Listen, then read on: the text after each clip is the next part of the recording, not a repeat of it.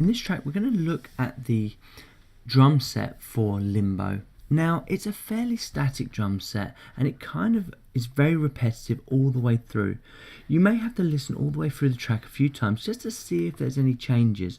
I've identified a couple of changes which I've written, but most of the time it just goes all the way through the same set.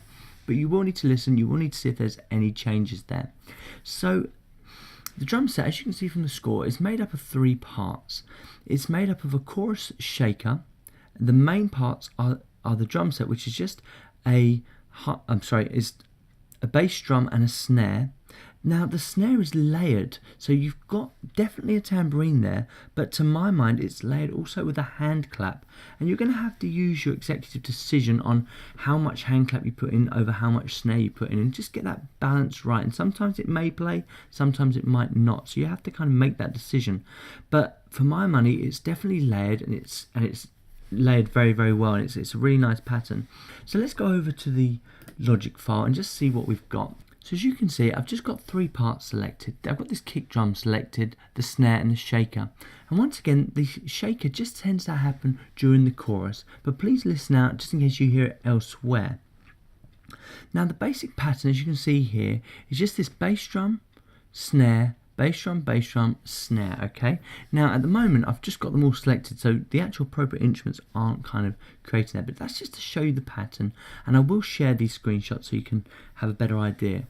Now one thing I would say to you guys is, as you create this, I tend to just start creating on a single track. So I'll get my first drum track up and I'll choose Ultra Beat, and then I'll make the whole track on one beat, and then I'll separate out like what I've got here.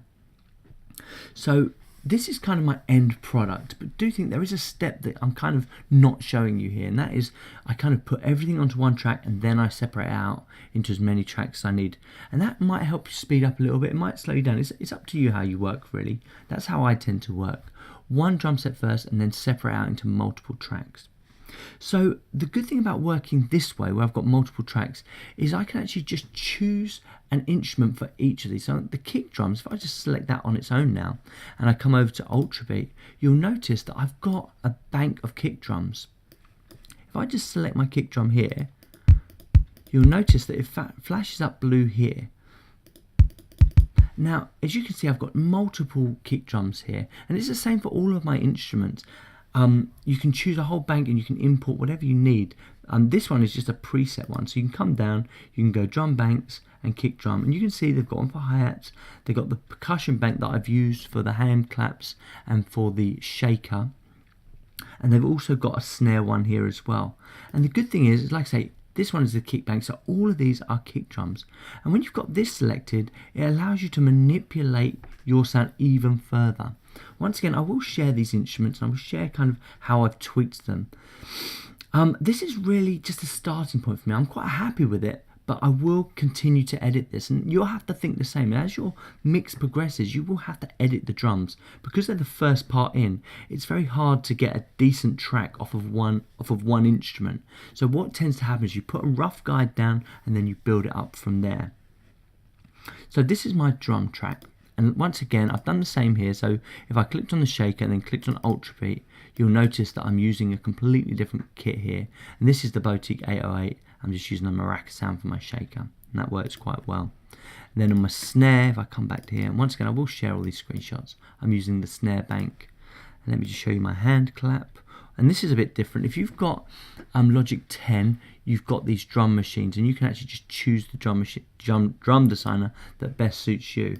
And this is just the standard one. When you load up the drum designer, this is what comes through. And I've just tweaked the hand clap using these kind of dials here. And then finally, my tambourine sound, which is from the percussion bank. Okay, and there it is there. Sorry, I don't think that's it. There it is, right there. Sorry, my bad. Okay, so we've got our sounds in. I've mixed these up. Why don't I just play you what they sound like so far, just so you can get an idea for what mine sounds like against the actual track. Turn this off.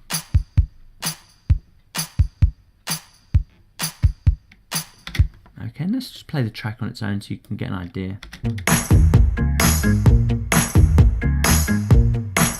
So as you can hear, mine is slightly quieter, so I'm going to have to bring them up a little bit. But I will wait for the bass part to be in, for the keyboard part to be in, just so I get a better reference of that. It's not too shabby at the moment. Let me just show you some of the other things I've done. And there's some heavy processing here. So let me just show you. So we'll start with the panning. So each dial has its own little panning going on. So the kick drum tends to come down the center.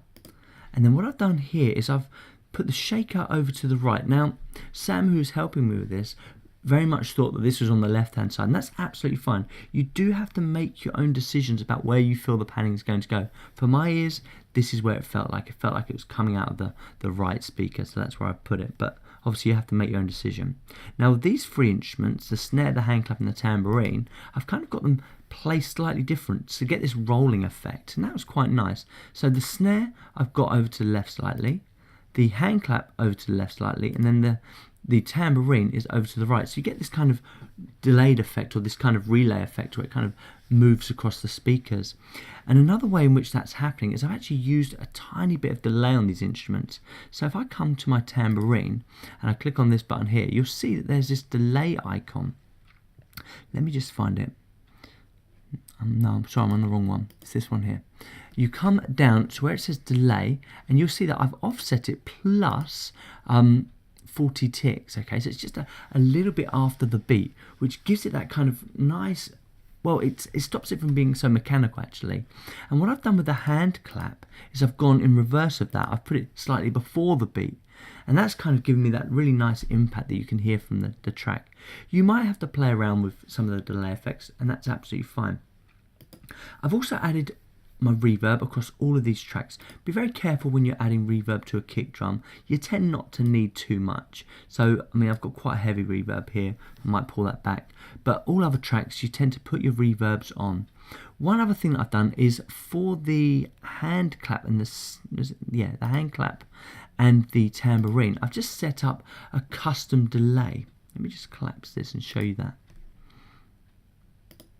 So it's a tape delay, and it's a really nice effect. If I solo this and bring up the tape delay, and I'll show you what it's like with it, and I'll show you what it's like without it. So just turn it off, and this is without the delay effect,